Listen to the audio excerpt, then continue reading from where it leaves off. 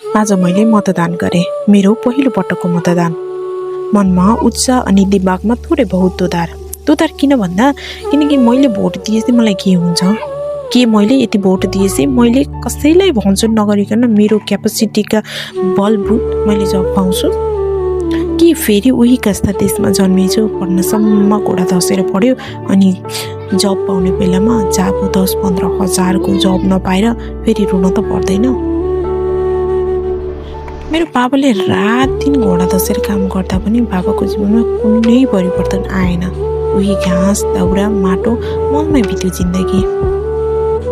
जे काम सुरु गर्दा पनि पहिले पछारिनु पर्ने बाध्यता, किसानले माटोमै जन्मेर माटोमै मर्नुपर्ने बाध्यता, विद्यार्थी पढेर बेरोजगारीमै रुमल्लिनु पर्ने बाध्यता। के अबका नयाँ प्रतिनिधिले देशमा नयाँ अवसरहरू ल्याएर जनतालाई राहत दिन सक्लान्? मनमा कुण्ठा, आत्मबलमा गिरावट अनि शरीरको जोस जाँगर थाक्ती राख्नु पर्ने अवस्थामा छु म अहिले।